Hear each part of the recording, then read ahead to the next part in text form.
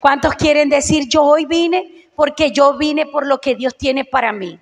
Porque hoy mi vida tiene que ser diferente. Hoy yo tengo que salir de este lugar con algo diferente. Amén.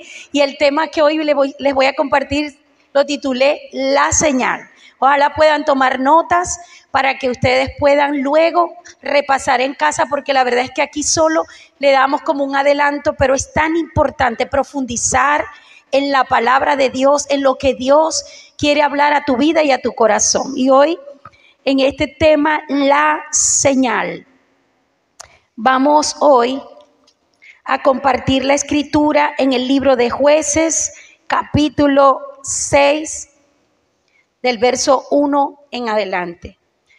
Y dice la palabra del Señor: los israelitas hicieron lo malo ante los ojos del Señor, y Él los entregó en manos de los madianitas durante 7 años. Era tal la tiranía de los madianitas que los israelitas se hicieron escondites en las montañas, en las cuevas y otros lugares de refugio. En la versión Reina Valera dice que se hicieron cuevas, cavernas y lugares fortificados. Siempre que los israelitas sembraban, los madianitas, los amalecitas y otros pueblos del oriente venían y los atacaban. Acampaban y arruinaban las cosechas por todo el territorio hasta la región de Gaza. No dejaban en Israel nada con vida. Fíjense que estos enemigos se levantaban para destruir, y dice que llegaban a destruir y no dejaban nada en Israel, ni ovejas, ni bueyes, ni asnos. Llegaban con su ganado y con sus tiendas de campaña como plaga de langostas, o sea, muy numerosas. Eran muchos, pues, los enemigos. Tanto ellos como sus camellos eran incontables e invadían el país para devastarlo. Así estaba Israel, en una situación de devastación, porque se habían levantado estos madianitas a destruir toda su cosecha. Dice el versículo 6, era tal la miseria de los israelitas por causa de los madianitas que clamaron al Señor pidiendo ayuda. Cuando los israelitas clamaron al Señor a causa de los madianitas, el Señor envió un profeta que dijo: así dice el Señor Dios de Israel, yo los saqué de Egipto, tierra de esclavitud, y los libré de su poder. También los libré del poder de todos sus enemigos, a quienes expulsé de la presencia de ustedes para entregarles su tierra. Les dije, yo soy el Señor su Dios. No adoren a los dioses de los amorreos en cuya tierra viven, pero ustedes no me obedecieron. ¿Ve? Ahí estaba la raíz del problema. El ángel del Señor vino y se sentó bajo la encina que estaba en Ofra, la cual pertenecía a Joás del clan de Abiaser. Su hijo Gedeón estaba limpiando el trigo en un lagar para protegerlo de los madianitas. Cuando el ángel del Señor apareció ante Gedeón, dijo: el Señor está contigo, valiente guerrero.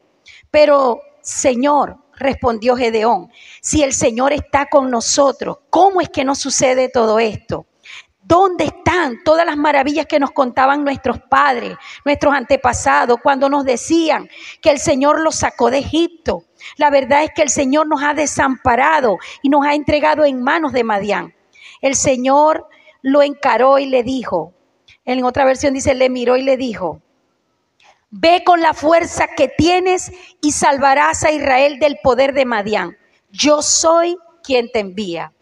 Pero, Señor, objetó Gedeón, ¿cómo voy a salvar a Israel?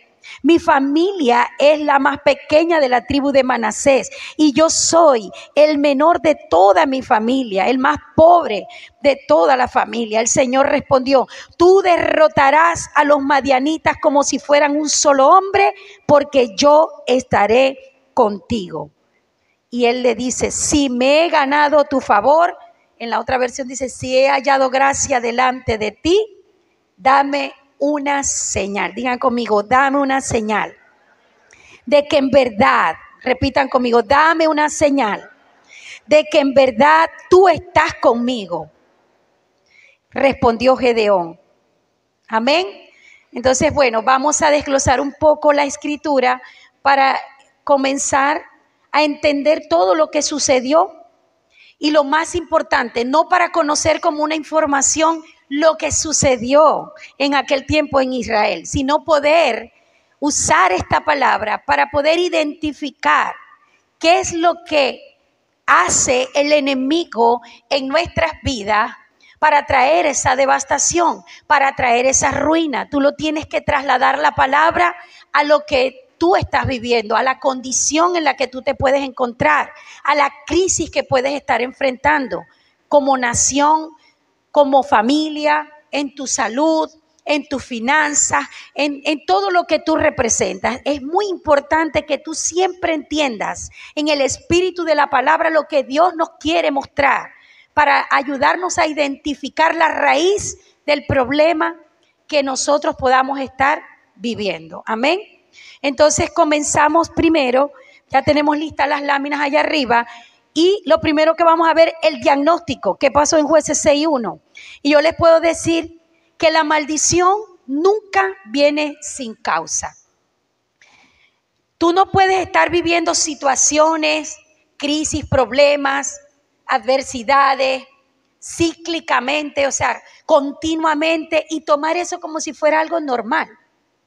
Cuando nosotros somos hijos de Dios, nosotros entendemos que Dios permite circunstancias y situaciones y hasta crisis en nuestras vidas que nos ayuden a pasar procesos para crecer, procesos para llevarnos a un aumento en el carácter, para llevarnos a un aumento en la madurez espiritual, para llevarnos a un nuevo nivel de experimentar a un Dios que está con nosotros y que siempre se va a manifestar.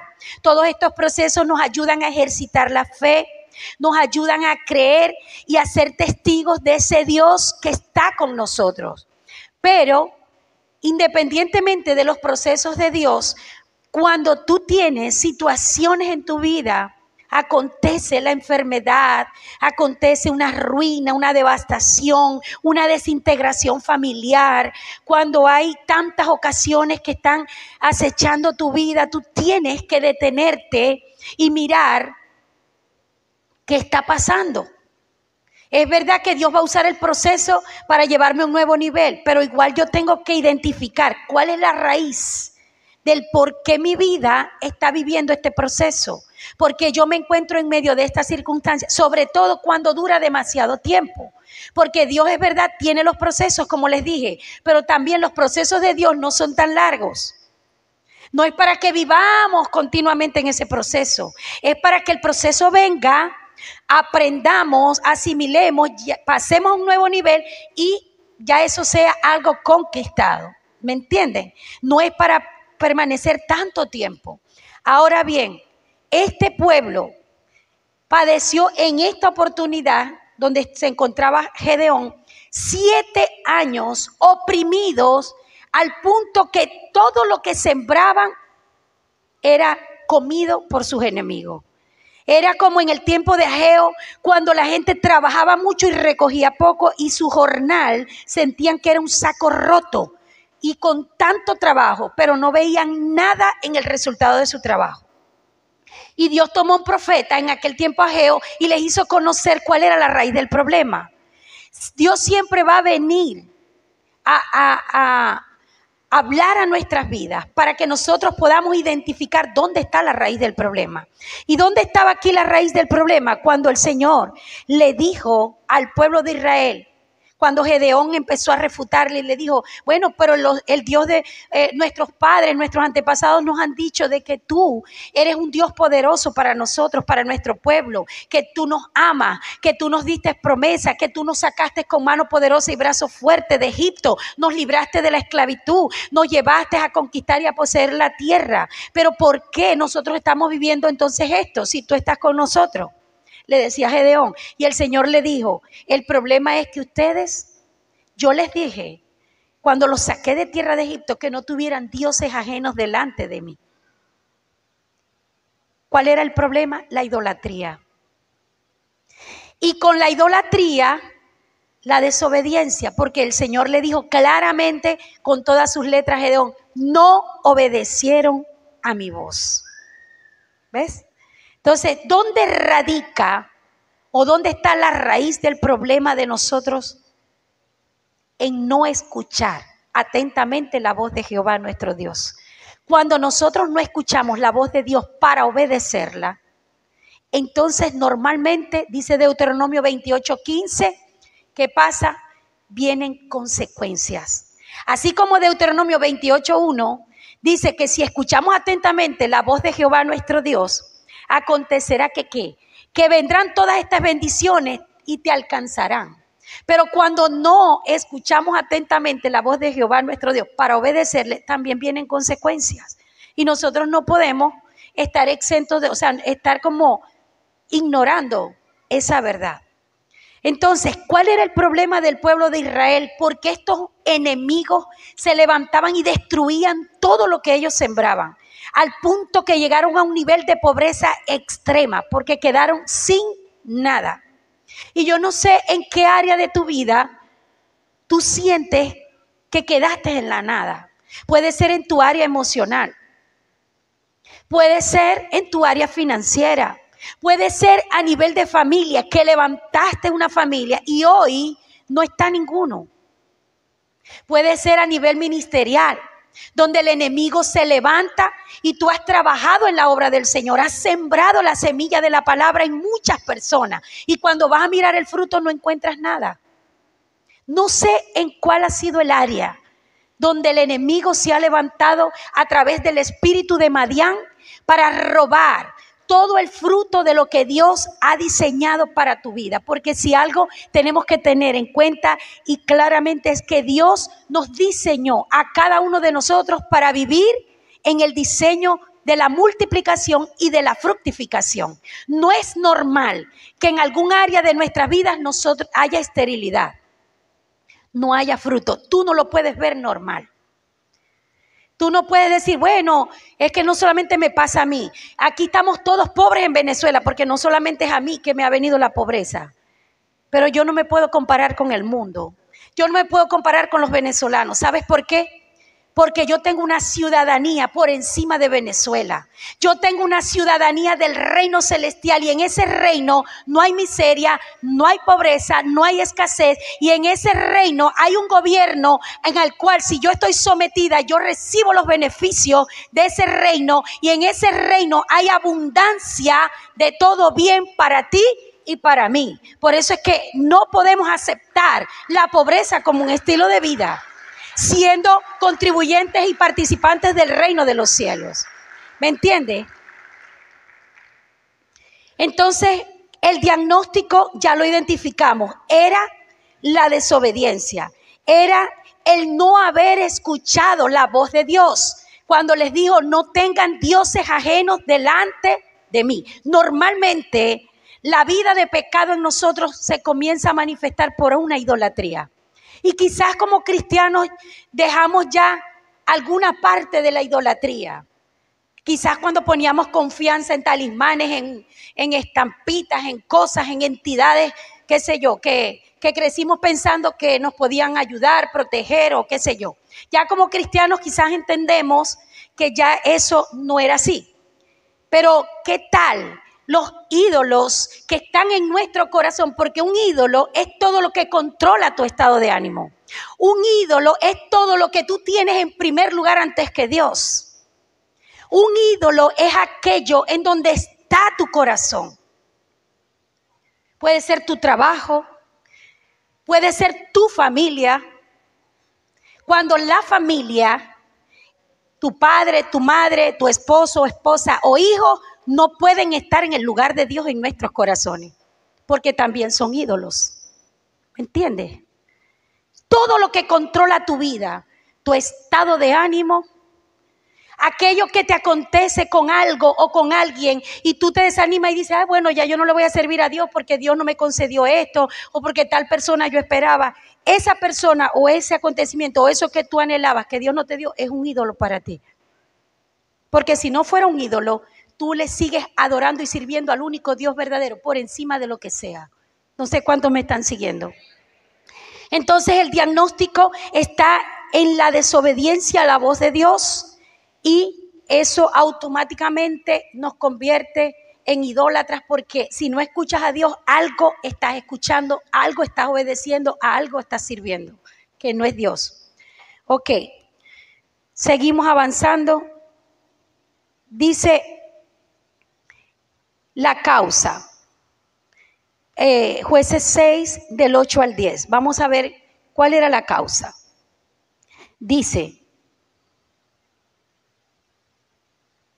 primero tuvimos el diagnóstico, ahora vamos con la causa. Era tal la pobreza de los israelitas por causa de los madianitas que clamaron al Señor pidiendo ayuda. Cuando los israelitas clamaron al Señor a causa de los madianitas, el Señor les envió un profeta que les dijo, así dice el Señor Dios de Israel. Y ya saben todo lo que el Señor les dijo, los saqué de Egipto.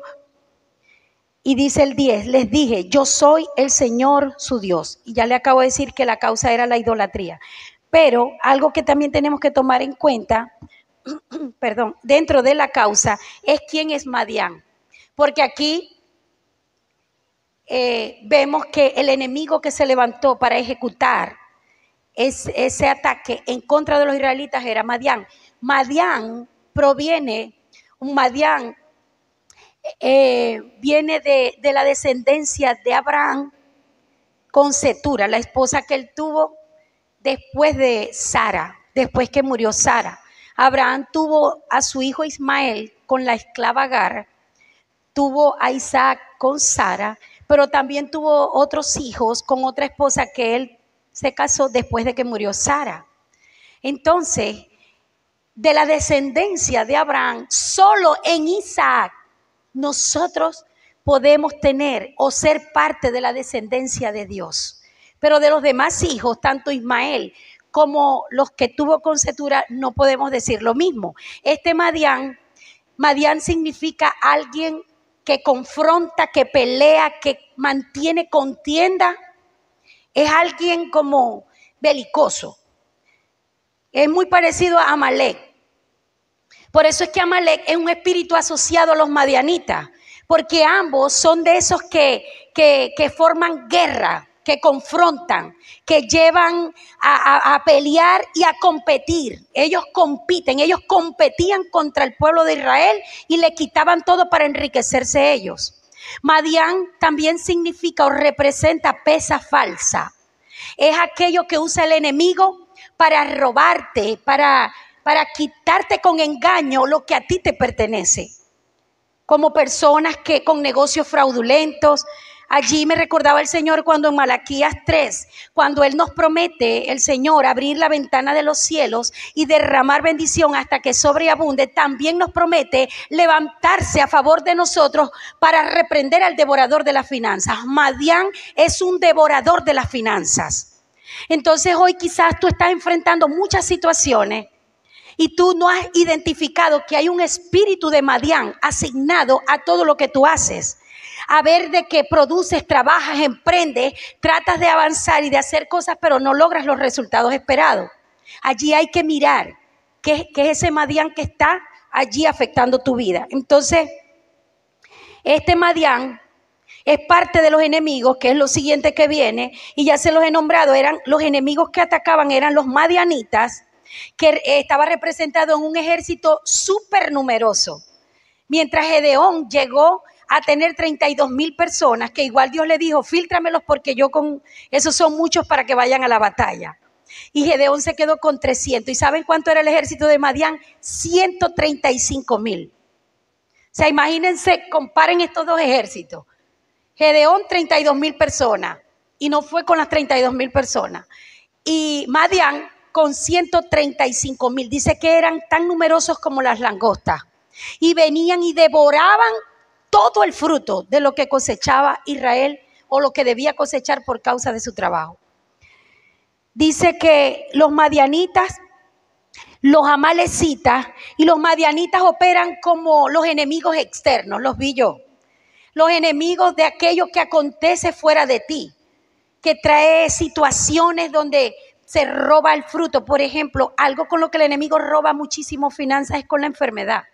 Cuando alguien está enfermo en una casa, créanme que esa enfermedad no viene sola. Ese espíritu de enfermedad viene acompañado con un espíritu de ruina y toda la familia cae en ruina. Pareciera que no fuera suficiente los recursos de todos los que allí estamos. No sé cuánto les ha pasado. Entonces, allí es donde tú tienes que identificar y mirar y ver, ya va. Yo no me puedo quedar como si esto le pasa a todo el mundo normal. No, no, no. Yo tengo un Dios, puedo identificar la raíz, puedo arrepentirme, clamar a Dios como lo hicieron ellos. ¿Qué hicieron los israelitas? Clamaron a Dios. Y Dios les escuchó, pero no nos vamos a adelantar. Entonces vinieron al ataque y esto me mostraba el Señor que cuando el enemigo va a atacar tu vida nunca envía un solo espíritu. Envía espíritus asociados para que el ataque sea contundente. Entonces aquí asoció a espíritus que tienen que ver, porque yo investigué lo que era Madián y es muy parecido, era guerrero, confrontativo, competitivo, peleón, pero Amalek es belicoso y es el que se opone finalmente. Los amalecitas, Amalek es descendiente de Esaú.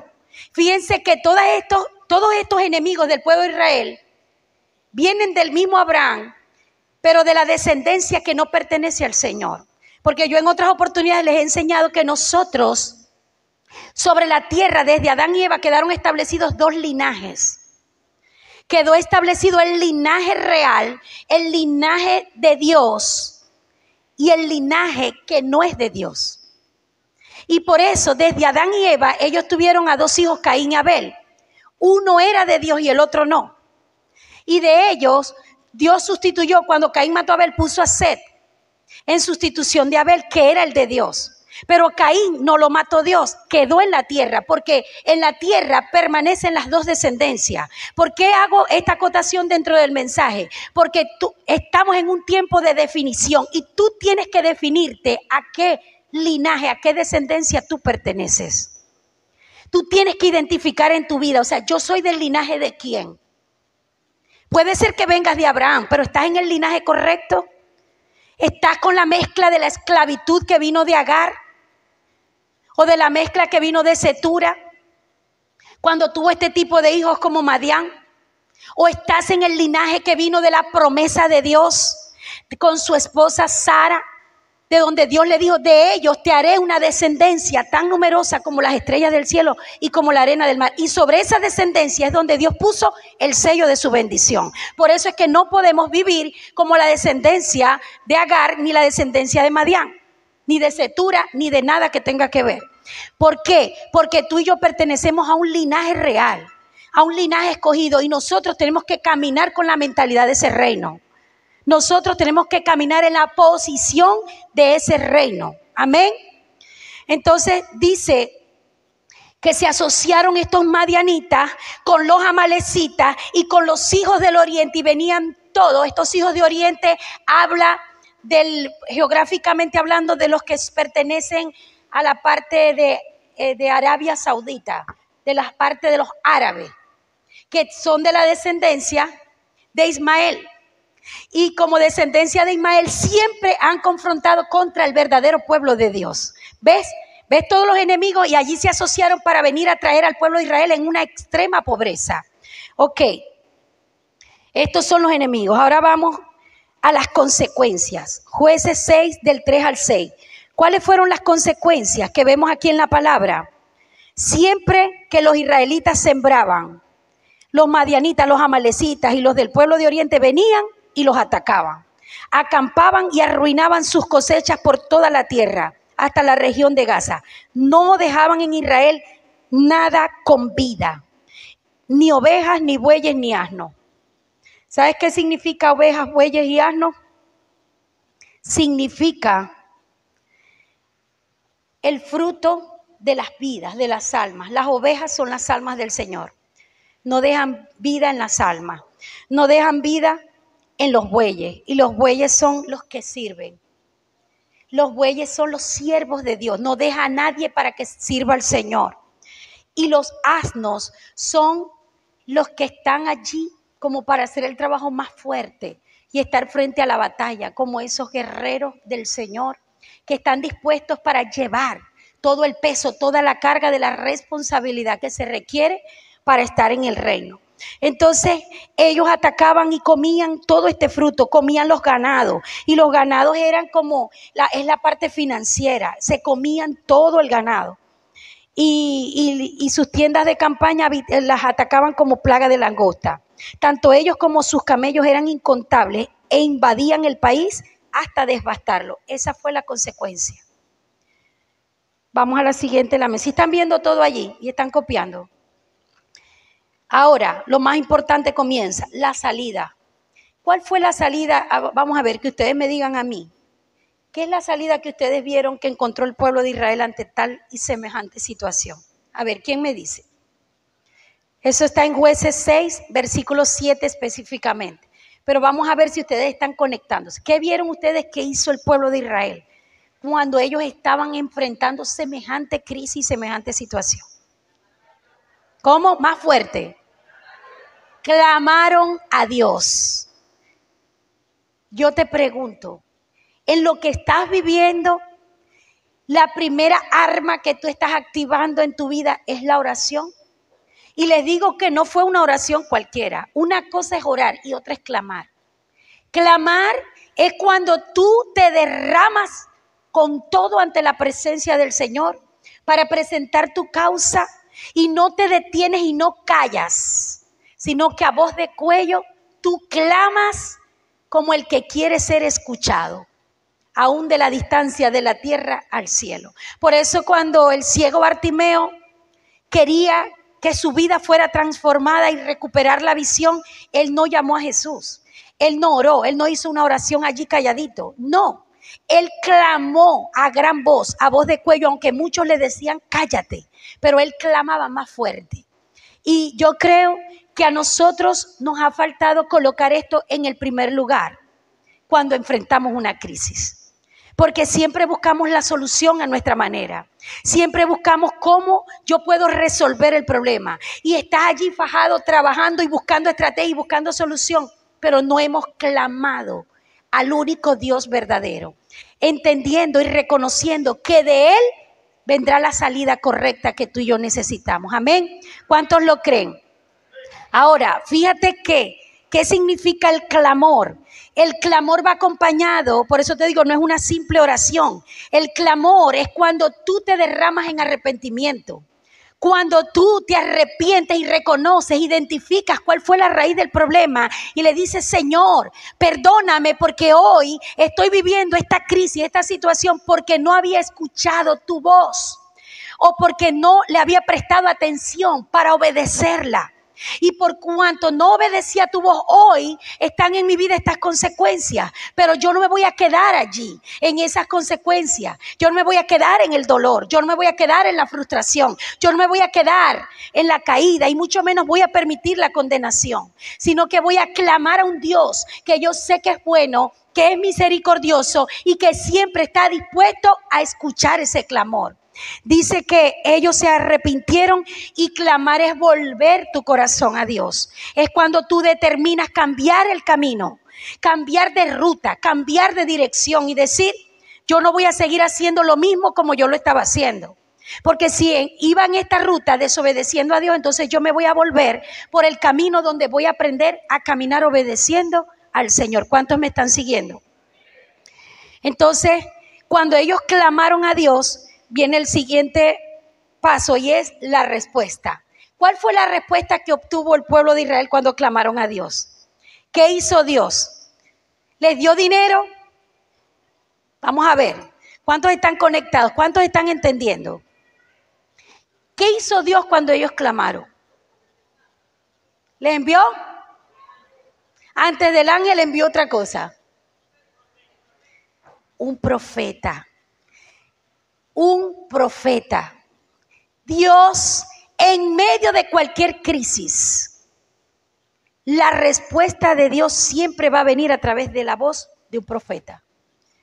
No que tenga que ser un profeta de don ministerial, me explico.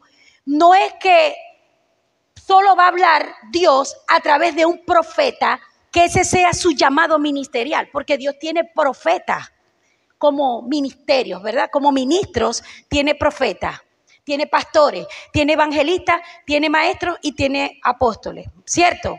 Pero no es que Dios solo va a usar a los que ministerialmente son profetas para decir una palabra, sino todo aquel que viene a tu vida con la palabra de parte de Dios, esa palabra que va específica a la necesidad específica en el momento específico, esa es la voz del profeta que Dios está usando para traer la dirección a la salida que tú requieres en ese momento. ¿Cuántos me están siguiendo? Por ejemplo, yo soy pastora, pero ahorita mismo yo estoy fungiendo a través de esta palabra con el don de profeta, para marcar una ruta y para establecer dónde está, porque el profeta declara y dice lo que Dios dice y ve lo que Dios ve y le muestra al pueblo lo que Dios quiere mostrar. Entonces yo con esta palabra, yo no estoy apacentando tanto al pueblo como lo estoy dirigiendo, guiando por la palabra de Dios. Entonces toda palabra de Dios es la palabra profética.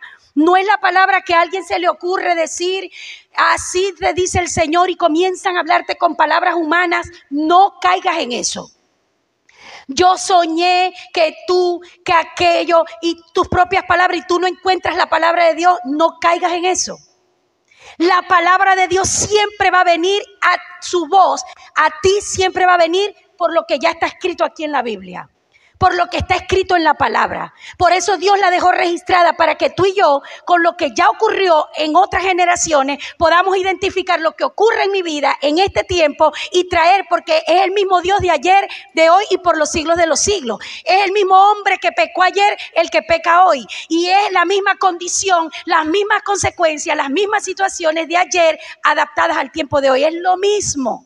Es el mismo pecado, es el mismo enemigo, es el mismo Dios, es el mismo todo. Lo que cambian son los tiempos. ¿Cuántos me están entendiendo?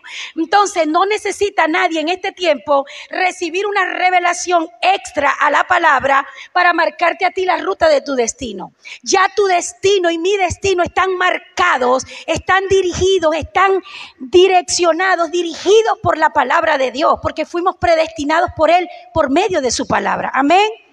¿Cuántos me están siguiendo? Así que no caigas en ese error doctrinal de creer que cualquier palabra que alguien te quiera decir, según su parecer, es lo que Dios está marcando para tu vida. Ok, entonces la respuesta, Jueces 6:8. ¿Cuál fue la respuesta? Dice que ellos, el versículo 8 dice, el Señor les envió un profeta que dijo, ¿ves? Que dijo, así dice el Señor Dios de Israel. Y mira lo que decía el profeta. Cuando comenzó a hablar el profeta, ¿qué le dijo? Yo lo saqué de tierra de... O sea, ¿qué estaba hablando el profeta? La palabra. No, él no dijo, aquí vengo yo para decirte de parte de Dios, mira que tú te has portado bien mal, que si tú no te arrepientes te vas a ir para el infierno. No. Es la palabra, porque la palabra cambia. La palabra es la espada de dos filos que entra y penetra hasta lo último de los tuétanos y en la que separa el alma del espíritu para producir el cambio y la transformación y dar la revelación que tú y yo necesitamos para salir a ese cambio, para experimentar esa transformación. ¿Cuántos me están siguiendo?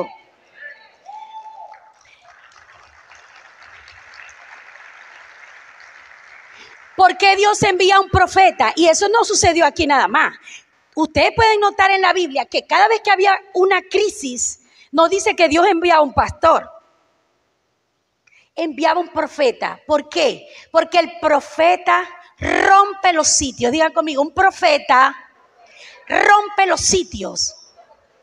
En el sitio de Samaria que el pastor nos predicó recién, cuando había un hambre terrible que se estaban entregando los hijos y todo para comérselo, ¿cuál fue la salida allí? Un profeta, Eliseo, que dijo, de aquí a mañana así dice el Señor, el precio de esto costará esto y sucederá lo otro. Y eso fue lo que aconteció. Dios siempre va a respaldar sus profetas. Dice Segunda de Crónicas 20:20, y quiero que tomes nota allí. Dice, creed en Dios y estaréis seguros. Creedle a sus profetas y seréis prosperados. Si tú tienes crisis, no busques el consejo en una persona que no tenga a Dios. No busques el consejo, ni siquiera si sean tu familia que te ame, tus padres, porque no tienen la salida. Te pueden calmar, te pueden consolar, te pueden decir, aquí estoy yo contigo para ayudarte, pero no tienen la salida. Tu salida y mi salida a la crisis solo está en Dios. Y Dios lo va a traer por medio de alguien que te declare lo que su palabra dice para ti, de acuerdo a esa necesidad, de acuerdo a esa ocasión. Entonces, ¿Qué envió Dios? Un profeta. Y el profeta vino para romper el sitio, para identificar la raíz del problema, para llevar al pueblo al arrepentimiento y decirle, esta es la salida que ustedes necesitan. Esto es lo que necesitan hacer. Entonces dice que la palabra profética es la que te lleva al cumplimiento de tu destino. ¿Tú quieres llegar al cumplimiento de lo que Dios ha dicho para ti? Camina con la palabra profética.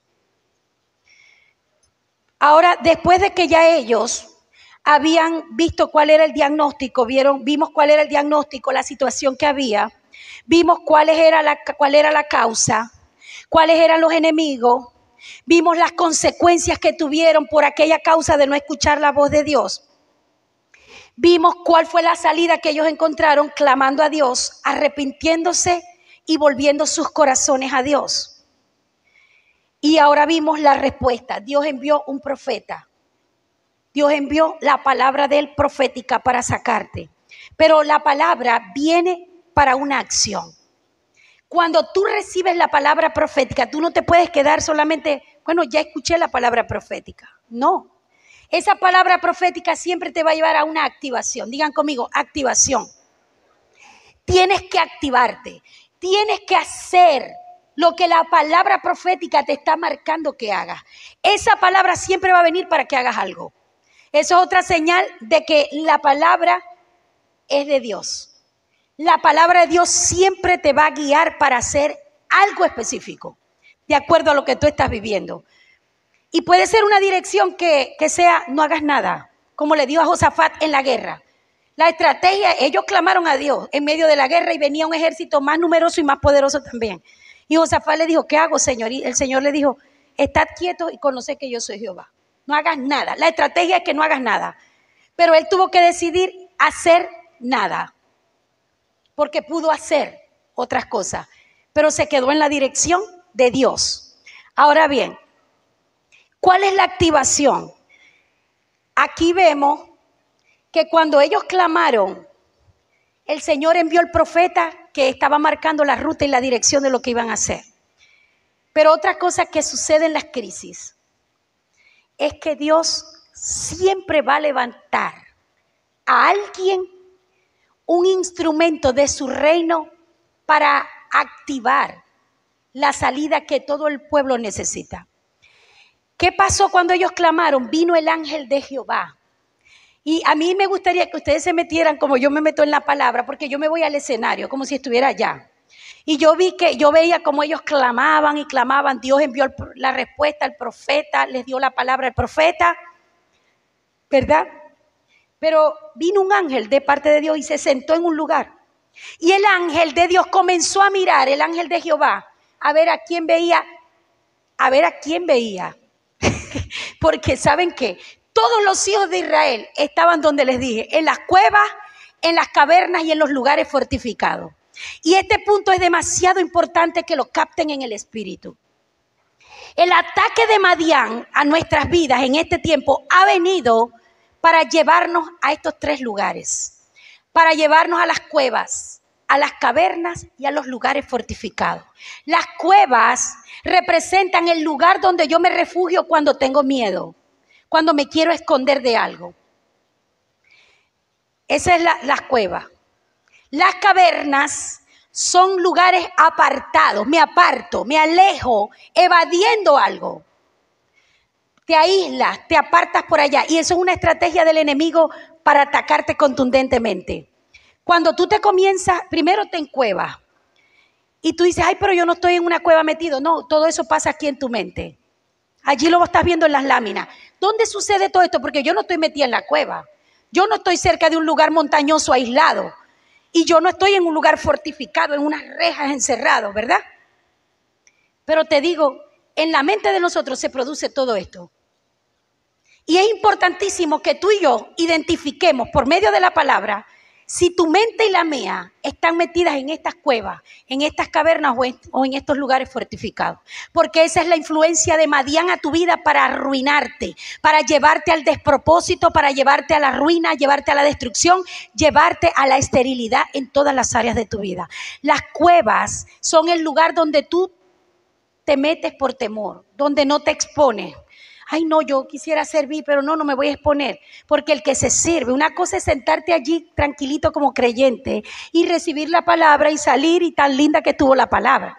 Pero cuando tú saltas de esa silla y te expones a un lugar donde le vas a servir a Dios, expones tu vida, tu carácter, donde tenemos que pasar para ser pulidos, y muchos por temor, yo no quiero pasar eso, yo no sé hablar. No, dígame si me pasan al púlpito a decir algo. No, me da miedo los micrófonos. Y te escondes. O cuando en tu mente está cargada de pensamientos negativos que te llenan de temor. Y muchas veces cristianos estamos llenos de temor. Y el temor es la fe del adversario. El temor es lo contrario a la fe en Dios y en su palabra. Y cuando el temor afecta tu vida, te paralizas, te estancas. Ahí estás en la cueva. Es importante que vayan identificando si esto les está pasando en algún área de sus vidas. Las cavernas, me aíslo, me voy para un lugar montañoso, apartado. Ay, no, yo prefiero estar apartadito.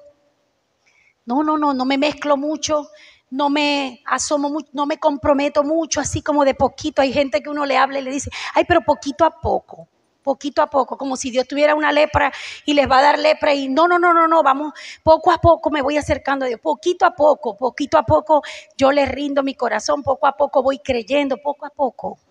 Y ando en lugares montañosos, aislado, apartado, o quizás estás viviendo una situación y el enemigo pone pensamientos de aislarte. Y lo primero que te saca para aislarte es de tu cobertura. Porque el enemigo sabe que cuando te aísla, cuando te aparta, estás listo como un blanco de ataque seguro para él. No hay nada que yo haya visto más que alguien que se aparta, se aísla, se sale de cobertura, y he visto cómo el enemigo lo hace caer y viene con 7 peores de lo que antes teníamos. Eso sucede en las cavernas. Y los lugares fortificados son la fortaleza mental que el enemigo logra levantar en nuestra mente a través de argumentos. Cuando tú tienes una mente llena de argumentos, llena de pensamientos contrarios a la palabra, llena de altivez, tienes una idea preconcebida, tienes estructuras, porque yo soy así, porque yo nací así, mis padres eran así, a mí me criaron así. Esta es la verdad y nadie te saca de ahí. La razón, esta es la razón y nadie me la quita. Esas fortalezas mentales el enemigo las aprovecha para robarte la verdad de Dios a favor de tu vida. Yo estoy en un entrenamiento ahorita con el Señor y es aprendiendo que la razón sin la verdad no sirve de nada. Porque yo puedo tener la razón, pero no necesariamente la razón hace que se establezca la verdad para que haya una edificación. Yo prefiero perder la razón que perder el matrimonio. Yo prefiero perder la razón que perder la cobertura que yo tengo con mis pastores. Cuando te toca, porque no creas que los pastores y los líderes que tú tienes no nos equivocamos. Dios no te dijo que eran perfectos. Dios no te dijo que no se iban a equivocar. Dios no te dijo, mira, ellos son los que saben todo y son los que siempre están perfectos, no. Pero así yo tenga la razón delante de mis pastores, yo prefiero perder la razón y mantenerme en cobertura. Porque sobre los dos, sobre mí vigila uno más alto, pero sobre los dos vigila otro que es más alto. Y ese que es más alto siempre va a exhibir el derecho y la justicia como el mediodía cuando tú estás en la posición correcta. Cuando tú no te aferras a la razón, ni al argumento, ni a la sabiduría humana, ni a tu propia opinión. No hagas de tu opinión tu ídolo. Ese es uno de los ídolos más fuertes de derribar, créanmelo. Tu razón, tu concepción de las cosas, tu argumento. Ese ídolo tiene que ser destruido de nosotros, porque no te dejan ver a Dios. Pero Dios siempre va a mirar al que está haciendo algo. Dios siempre va a mirar a aquel que se atreve a no conformarse y a no entregarse completamente a lo que está viviendo, sino que algo se determina hacer, y en ese algo Dios aparece a esa persona que eres tú, que somos yo y todos los que estamos aquí hoy llamados por el Señor, y le dice: Gedeón, varón esforzado y valiente. Y él se queda: ¿yo? Sí, tú. Dice, apareció, cuando el ángel del Señor apareció ante Gedeón, él le dijo, el Señor está contigo, valiente guerrero, dice en esta versión. En la otra, esforzado, varón esforzado y valiente. Pero Señor, respondió Gedeón, no, si el Señor está con nosotros, ¿cómo es que nos sucede todo esto? ¿Y cuántos no hemos pensado así? Pero si somos cristianos, ¿por qué nos pasa esto a nosotros? Porque lo que le hablaba ahí era, nosotros somos los hijos de Abraham, los que tú liberaste del pueblo de Israel con grandes señales y prodigios. ¿Por qué nos has desamparado? ¿Por qué nos abandonaste? Y el problema no estaba en lo que había en la cabeza de Gedeón, sino que a pesar de todo lo que él estaba, las luchas que tenía en la mente y la situación como estaba, él no se entregó por completo, él hizo algo. Yo te pregunto, ¿qué estás haciendo tú hoy? ¿O entregaste tú y dijiste, ¿para qué esto? Como en Isaías 49:4, en vano hemos trabajado y hemos desgastado nuestra fuerza. ¿Para qué? ¿Para qué voy a consumir mi fuerza si eso no vale nada? El ir a una célula y llevar la palabra 2, 3, eso no cuenta. El yo sentarme aquí en la iglesia a oír una y otra palabra, ¿de qué me ha cambiado? ¿De qué me ha servido? La situación sigue igual. ¿De qué me sirve a mí tener un líder, estar en un discipulado, si yo no veo lo que yo quiero ver? Y todo eso tú lo ves como algo pequeño. También, ¿y qué hago? ¿Y para qué voy a seguir en este matrimonio si esto no tiene sentido? No, ya aquí se perdió todo. ¿Para qué seguir? ¿Para qué seguir hablándole a mis hijos? ¿Para qué seguir formando? ¿Para qué levantar yo un equipo que me dicen, levántate? Dios te hizo un llamado y tú eres un Gedeón de este tiempo para salvar ese pequeño trigo, para poder preparar una generación para Dios, para levantar un equipo de 12. Yo, hablarle a 12, formar 12 personas. Yo. Él dijo, yo soy el más pequeño, el más pobre de mi familia.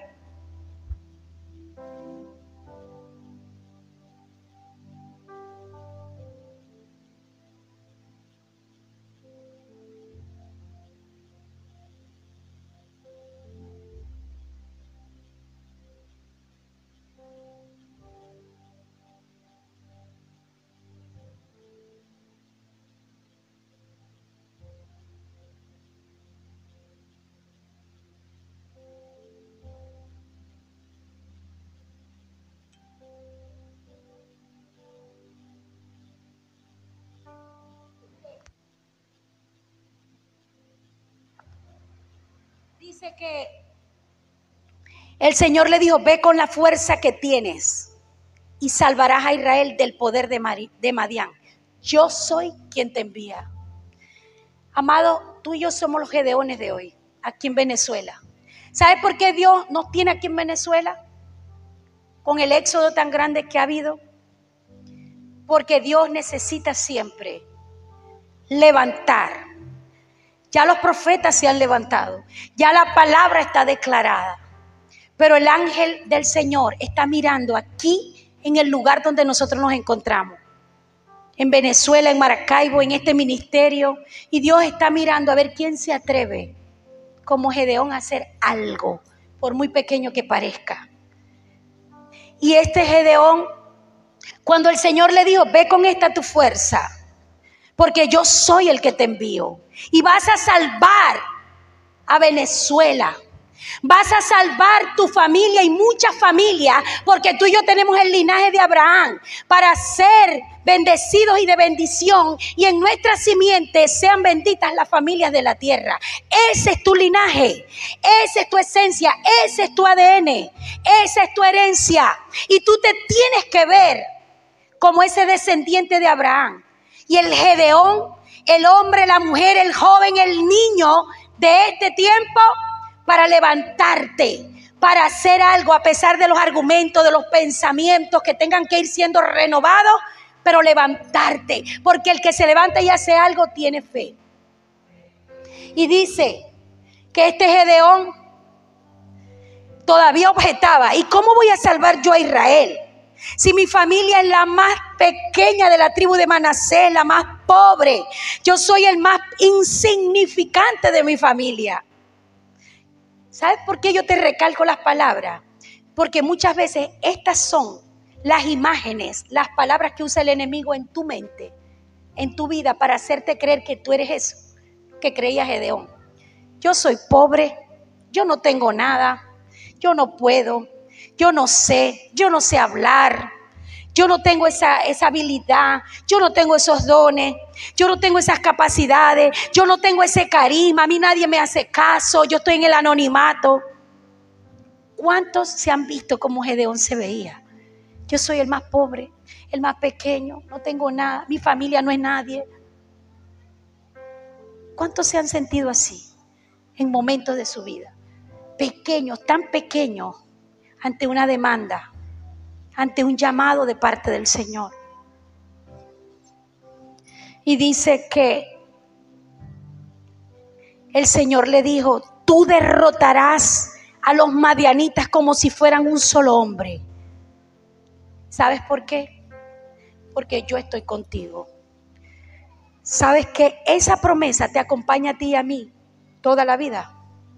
Cuando Dios nos entregó la gran comisión en Mateo 28, 18 y 19, el Señor dijo que hiciéramos discípulos en todas las naciones de la tierra, que los bautizáramos en el nombre del Padre, del Hijo, del Espíritu Santo, que les enseñáramos a guardar todas las cosas, porque Él nos prometía estar con nosotros hasta el fin. Quizás tú has sentido que Dios no está, pero no depende de lo que tú sientas para que Dios esté o no esté. Yo te digo, Dios está. ¿Y sabes por qué yo sé que Dios está? Porque Él es fiel a su palabra. Y lo que Él dijo es lo que Él está haciendo. Lo que Él prometió es lo que se va a cumplir en tu vida. Porque el que lo dijo, Él lo hará. Él dijo que está contigo. Y que con esa tu fuerza, que puede ser para ti muy poca, con ese don que te dio, con esa pequeña habilidad, con ese pequeño recurso, con esa pequeña familia, con esa pequeña vida que tú puedas mirar en ti, ve con esa tu fuerza, porque Dios está contigo. Y todo lo que Dios ha determinado hacer en ti y a través de ti, Él lo hará. ¿Cuántos lo creen? ¿Cuántos Gedeones hay en este lugar? Ya estamos cerrando rápidamente. Entonces, ¿sabes lo que le dijo en el versículo 17? Y esta es la señal. ¿Cuántos quieren irse con la señal? Porque el tema, ¿cómo se llama? La señal. ¿Y qué será esa señal? Se preguntaría alguien. ¿Cuál es la señal, pastora? Gedeón le dijo al Señor, cuando Dios lo vistió proféticamente y le dijo quién era Él y que Él estaba con Él.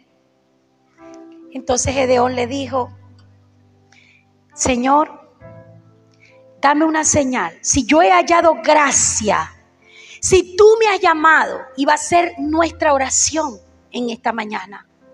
Si tú estás aquí porque tú crees que Él te rescató de la vana manera de vivir, que Él te escogió para conocerle, que Él te escogió para un propósito y un llamado específico, que Él te eligió antes de la fundación del mundo y escribió en el libro acerca de ti toda tu vida desde el principio hasta el fin, con planes y pensamientos mucho más altos que los tuyos y que los míos. Si tú estás aquí creyendo, si tú estás aquí buscando, si tú estás aquí porque Dios te eligió, entonces tú tienes que ver que tú eres el Gedeón de tu familia. ¿Cuántos de tu familia se están perdiendo hoy? Pero para que no se pierda esa familia, hoy Dios ha levantado en ti a un Gedeón. Para que no se pierda una comunidad donde tú vives, Dios te levantó como un Gedeón. Para que no se pierda la nación donde tú habitas, Venezuela, es cuando tú y yo nos levantamos como esos guerreros del Señor para llevar a cabo su propósito. Por eso es que hoy tú vas a salir revestido de la unción que estuvo en Gedeón. Y Dios te levanta hoy para que hagas lo que Gedeón hizo. Y con esto cerramos. Yo quiero que se vayan poniendo de pie. Él le dijo, levántate, le dijo el Señor, porque tú vas a derrotar a los enemigos de tu familia, a los enemigos de tu mente, a los enemigos de tu casa, a los enemigos de tu generación, Tú vas a derrotar a los enemigos de tus finanzas, de tu salud. Los vas a derrotar, dice el Señor. No sé qué espíritu tú tienes que derrotar hoy. Si es la pobreza, si es los conflictos, si es la miseria, si es la enfermedad, si es el estrés, el insomnio, si es el afán y la ansiedad que te están consumiendo. ¿Qué es lo que tú tienes que enfrentar hoy? ¿Cuál es la guerra que el enemigo ha levantado en tu mente para llevarte a la cueva? Para llevarte a esas cavernas y a esos lugares fortificados. ¿Qué enemigo vas a destruir? ¿Tu propio ego?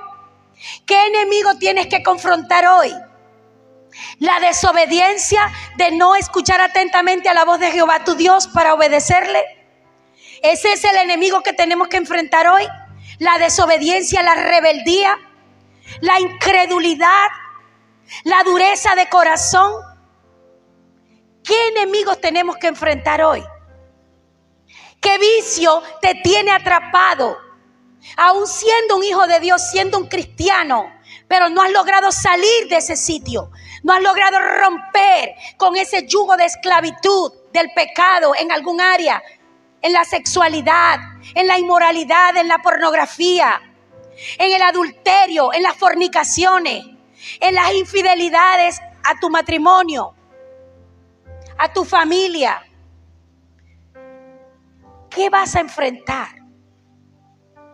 ¿El alcoholismo? ¿La drogadicción? ¿La adicción a la tecnología que te atrapó y te tiene sumergido allí? ¿En relaciones y en conexiones incorrectas? ¿Qué tienes que enfrentar? Una relación que no va conforme a la voluntad de Dios, pero que tus emociones, como un dictador, te quieren esclavizar y atarte a una relación, sea familiar, sea con una pareja, sea con una sociedad empresarial, con una amistad. Hay relaciones que hay que romper en el nombre de Jesús. Pero tú tienes que levantarte a identificar y a confrontar qué ha atado tu vida, qué te ha detenido en el camino, qué te ha robado la fuerza de la conquista, qué te ha quitado la visión de Dios para verte en debilidad y en derrota, en fracaso, en imposibilidad. ¿Cuántos se están identificando? ¿Cuántos están mirando? ¿Cuántos están evaluándose a sí mismos? ¿Cuántos están creyendo? Dios me trajo porque Dios quiere hacer algo en mi vida hoy. Dios quiere romper el sitio en mi vida, sacarme de esa cárcel de opresión, sacarme del yugo donde soy esclavo del enemigo por un pecado que no he podido superar. ¿Qué vamos a enfrentar hoy? ¿Vas a enfrentar al enemigo que viene a robar todo lo que tú haces, lo que tú siembras?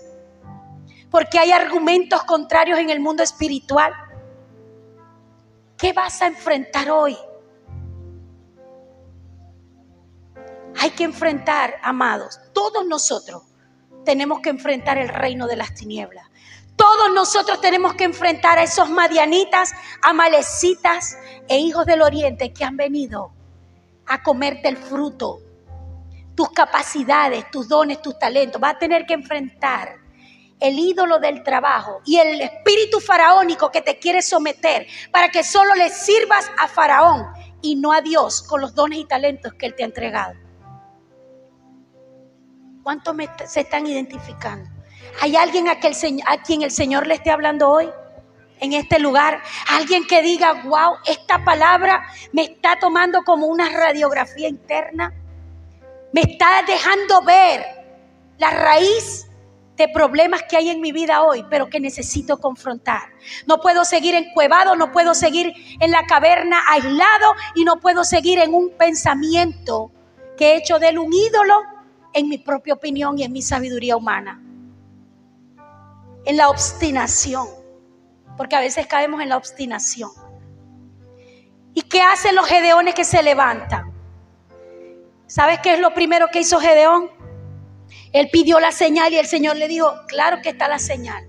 Digan conmigo, ponte la mano en la frente y di, yo tengo la señal de parte de Dios, que es su Espíritu Santo, que me ha sellado para una hora como esta, para un tiempo como este, para una ocasión como esta, para un propósito como este, para una circunstancia como esta, para un lugar donde estoy ahorita, para este lugar, para esta hora, para esta ocasión. Dios ha puesto el sello, la señal del Espíritu Santo sobre mi vida para desatar esa unción que es su fuerza, que es su poder, que es lo que Él me ha entregado para ir a enfrentar los enemigos, para derrotar a todos los enemigos que han venido a dañar mi vida, mi propósito, mi familia y todo lo que yo represento. Pero hoy, Señor, establecemos esa señal.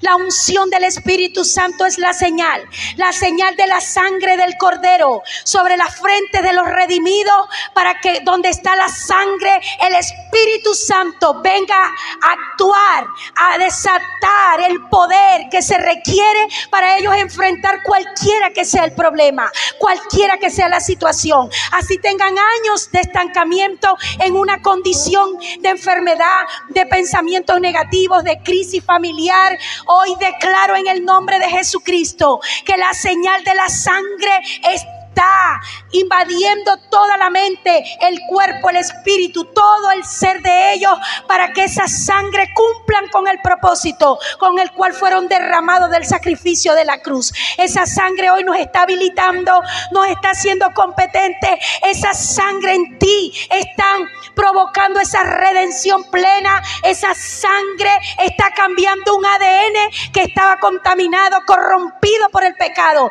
Pero esa sangre hoy, la sangre de Jesús, representan el nuevo código genético. Es la sangre que te da el linaje escogido, el real sacerdocio. Te hacen ser nación santa y un pueblo adquirido por Dios, para ser el Gedeón que anuncie las virtudes de aquel que los llamó de las tinieblas a su luz admirable. Hoy el Espíritu Santo coloca la unción como respuesta a esa señal de la sangre que está en ti.